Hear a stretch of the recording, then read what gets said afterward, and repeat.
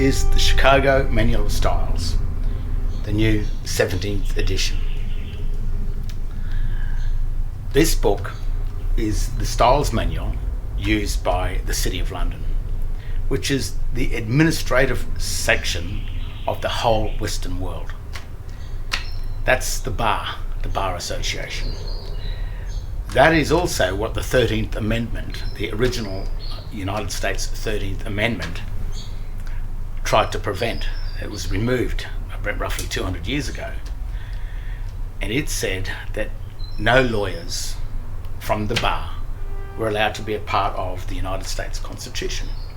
And that's understandable, because a lawyer has sworn an oath to a foreign deity, which is the City of London. The City of London is the 1 square mile in London that is separate to the rest of the city, or the rest of the town. It's always been a part of the Vatican administration, or the Roman administration of the northern parts, or the England. But in this book is the key to the absolute fraud, the absolute lie that has been told to us. But this lie has been done to create a new fictitious world that's void of all of the Magna Carta, or all of the laws of the land. They've gotten rid of the laws of the land and given us the corpus juris, which is the UCC, or the law of the sea, or the law of the water, the sea merchants, the banking merchants, or merchant law. And what they've done is they didn't replace the land law. What they really did is just trick you from leaving the laws of the land and entering into these trusteeships, this world of shipping on the sea. Interesting, on page 666 of this book is probably the biggest key to this whole fraud, and it's what we've narrowed this fraud down to. This is page 666 of the Chicago Manual of Styles, 17th edition. But before we go to page 666, because there's 3 words up the top here, 3 lines, that is probably the most important of the destruction of the City of London. It's on these 3 lines. But what we have here in languages other than English, mind you, that's written in an all uppercase text. That probably means crap as well. But in this area of languages other than English, we have a thing called American Sign Language. And this is a very interesting thing, because it's a form of language that's written, but it's sign language written down in text, but it looks a bit like English, yet it is completely foreign.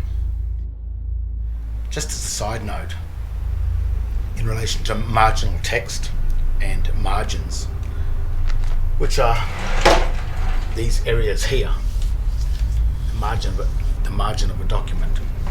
I'd just like to read this out. This is in the normal dictionary, the online dictionary that you can get off your normal phone. Marginal text.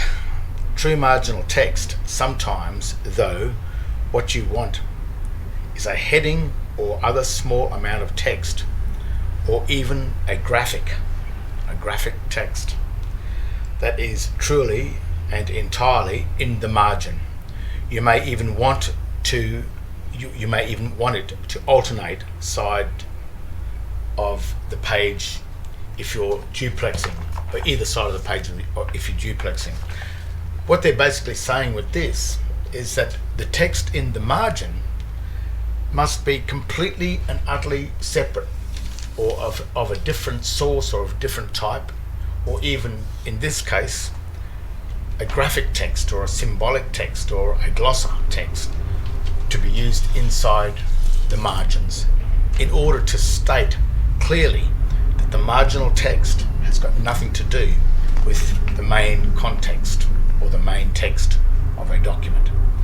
So what's happening in the margin is basically the administrative area of a page, which is interesting because if they are usurping marginal text, such as this all uppercase D-based Latin or Row language or a foreign language from the main text, if it is appearing inside the text, then it's the grammatical eye that will detect that someone is trying to bring the marginal text into the main part of the document, which is it might be a deliberate trick that they're doing. The word marginal is interesting too, of empty space at the top of a page with no headings, with no headers in it. Marginal, manic, dear marginal. Think of it this way. This margin is by definition the part of a page outside the main body of text. So it's got nothing to do with the main body of the text, it's outside.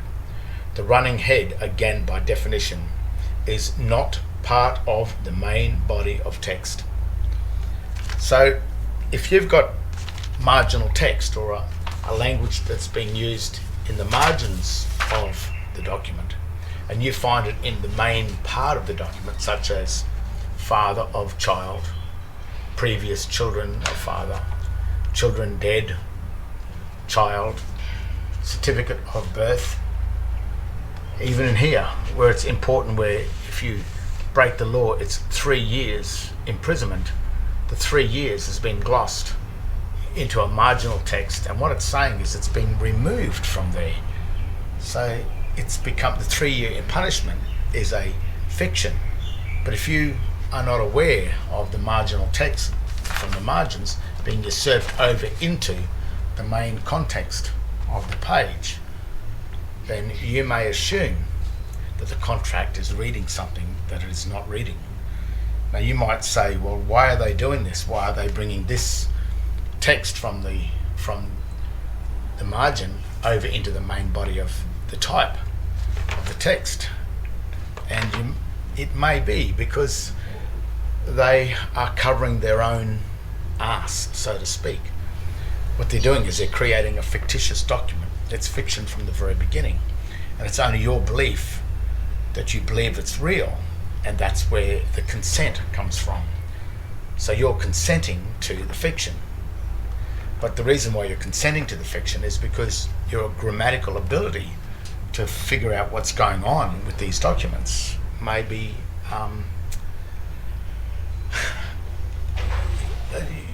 illiterate. You may be grammatically illiterate and not see the fiction that's happening. So you may agree to something that you didn't know you're agreeing to. Now, American Sign Language, or ASL, being a foreign language, it is called a glosser. And in this section here, it says glosses in ASL, is the written language transcription of a sign is called gloss.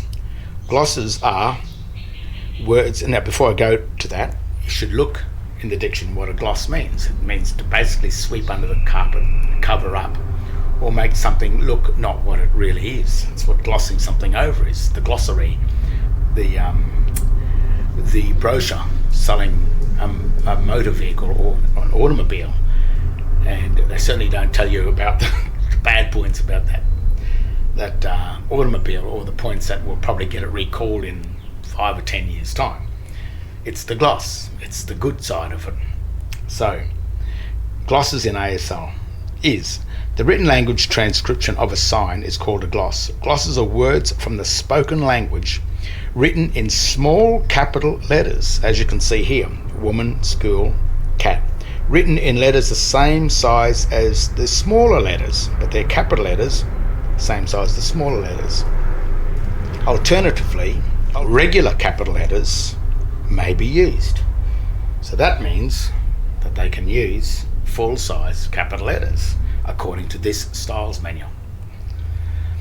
When two or more written words are used to gloss a single sign, the glosses are separated by hyphens. The transcription is enclosed in double quotation marks. So here we have the sample right here, which this is a bit of a killer.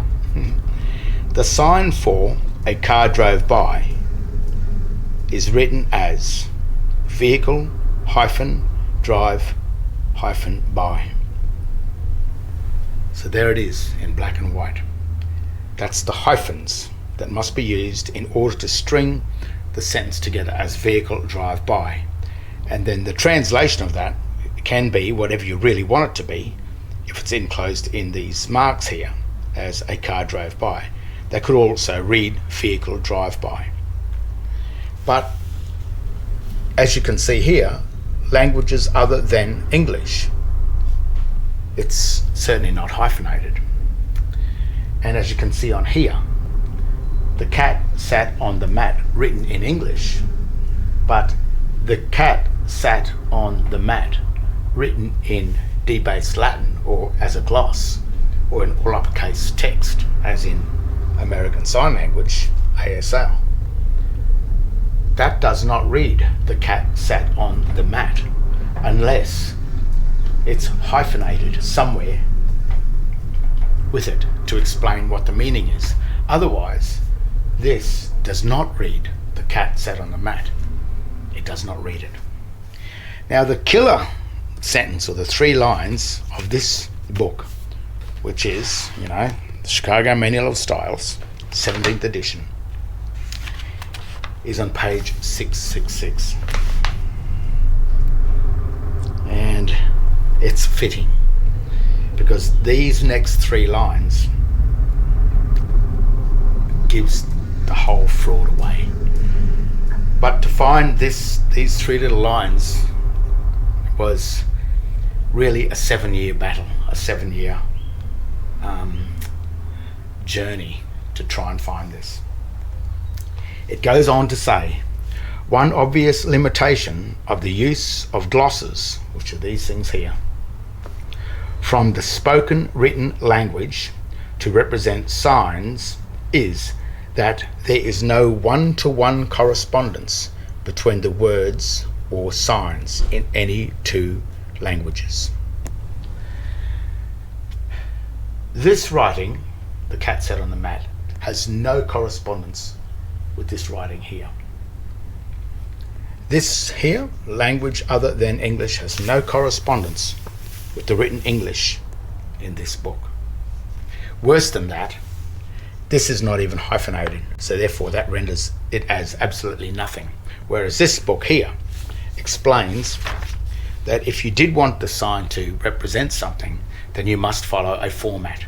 And if you don't follow the format, then it's finished. Now we come up to these things, which are the birthing certificates. That's the certificate of birth, the corporation, the foreign corporation, which is really the City of London, onto our lands.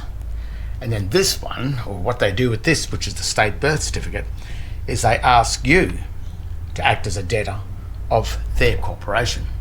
So this is the first debtor of Australia. They've come in and said, we will be your first debtor, which is okay. They give this, but they give all of this while we're children, while we're babies, and we don't know what's going on. That's why it took so long to find it, because no one's telling us anything, and our parents didn't know about it either when they did this. Then this company offers us a new birth certificate, which throws us from the creditor of this first trust, the first trustee, into the debtor of the first trustee, which brings us, or turns us, into a third party debtor, which is the destruction. But what they've done with this whole thing, this whole fraud, is they've written these documents and they've put these glosses. Certificate of birth is completely wrong. Child, completely wrong. Not only that, it's underlined, which means italic, which means removed. Father of child. Even this a cross means dead, Christian. There's no space between the cross and the Christian. That means there's a joinder, which is reading dead Christian names of child. These two, Romilly Stewart, are the only names that I have. There is no surname anywhere on this document. But the surname does exist here in the margin. And that's signed by the Registrar General, in this case David John. He's the first debtor of every person born on Australia. But what they've done with these documents is they've created these documents and joined in the glosses, which is the American Sign Language, mixed it with the English, which grammatically destroys that whole document. They've done the same thing here with births. The key to this grammatical fraud in relation to birth certificates, government, banking and court documents is that the all uppercase text that has been used in the margin of a document has been placed into the main text of the document in order to deceive the masses into believing that such a foreign marginal text is a part of the document when it's grammatically no part of such a document in any way. It's glossed. In other words, that word is not there. Certificate of birth is not there. Not only that, it's not hyphenated, so the certificate and the hyphen of and hyphen of birth, the hyphens are missing. According to the Chicago Manual of Styles, where it says quite clearly the hyphens have got to be there. I mean, this is a very minute glitch. It's a hyphen. It's a missing hyphen. And how could a missing hyphen destroy the City of London? Well, the City of London offered us a fraud in the first place. It was always a fraud. They knew it was a fraud. But they offered this to have freedom from the laws of the land, which is the Magna Carta, and to enter us into the Corpus Juris, which is really what the UN and the EU, the United Nations and the European Union are operating under now. They're operating under this law of the sea called the Corpus Juris. But to get us to get into this Corpus Juris, we had to leave the land. We had to leave our common law standing, our birthright, and enter into one of their trusteeships. This book and the City of London, they are the sea merchants, the banking merchants, the money merchants. These are the laws of how the money merchant works. And they had to get us to leave the land and enter into the sea. The first of the United States, or the first of the American pioneers, probably tried to escape the European French banking control. That's probably why they did it. But 200 years ago, or roughly 200 years ago, the most important part of that constitution was removed in order to usurp the foreign bankers, the sea merchants, the banking merchants, the UCC, the Corpus Juris, the law of the sea, piracy. They had to usurp that onto the lands of America because it had become the land of the free. So they had to stop that. And they used this, well, they created this fraud, this absolute bullshit, this lie. So they had to trick us into leaving the laws of the land and enter into the Corpus Juris, the laws of the sea. And that's how they did it, with this dirty trick, to trick us into believing that this all uppercase text written on documents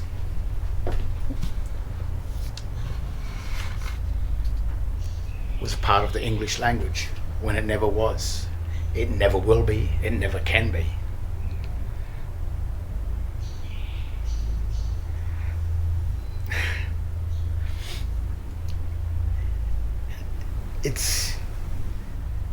It's a lie. it's a hyphen, a missing hyphen It's boiled down to, that's all it was.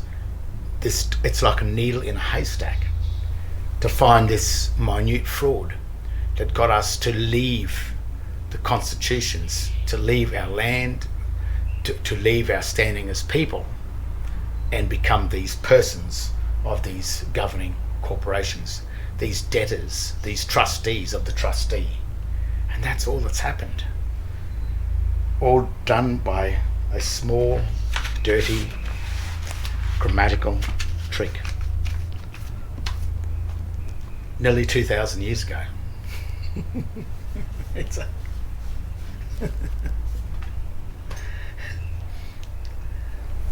court documents, your driver license, your banking contracts, your cards, your bank cards, your credit cards, everything in it, your names that are on all of these cards and on all of these banking contracts, your names are written in this all uppercase text language, which completely destroys your name. And they've kept this world going for the last 2,000 years. And I guess you can end it, but you have to step out of the world of the dead. You have to let go all of those legal titles, and you have to come back to the Christian name that is the only true, real name that exists. It's the only name on your birthing certificates, even though they're fraud. That's all you've got.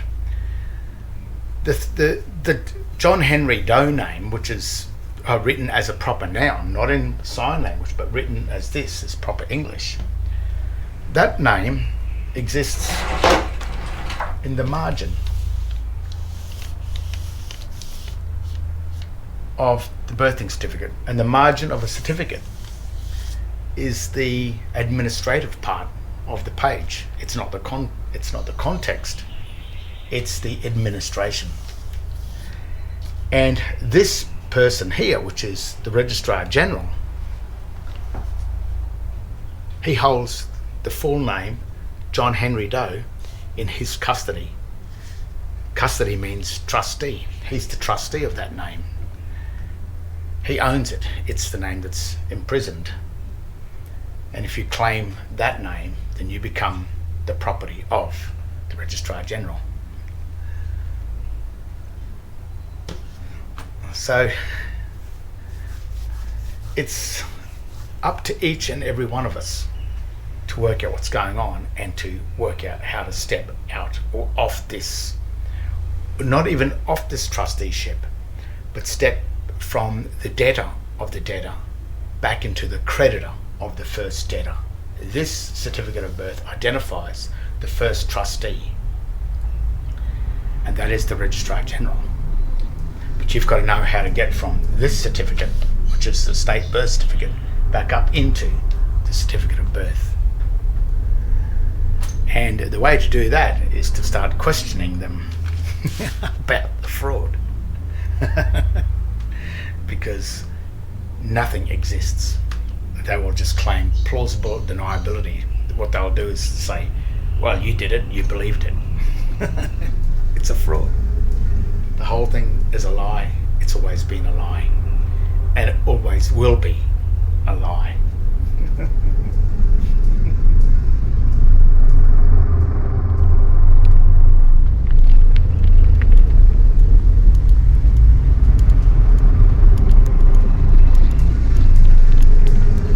Purgatory existing in the margin of the covenant.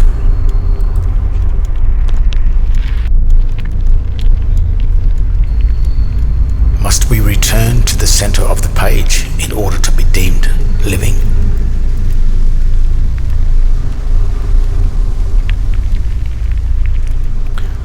Are we all governed by the four corners of the flat universe of paper, the flat world of written contracts where grammar is the master? Grammar is God. There are two worlds, two jurisdictions, the house of life and the house of knowledge. One is truth, the other is a lie, and they both exist on paper. There are two languages.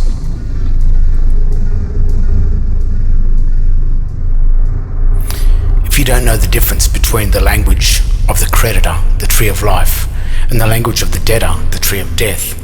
You may claim the name of the office of the debtor as your name and never return to the office of the creditor, leaving your birthright title as assumed dead, lost at sea, and salvaged by the private foreign commercial banking administration serpent, never to return.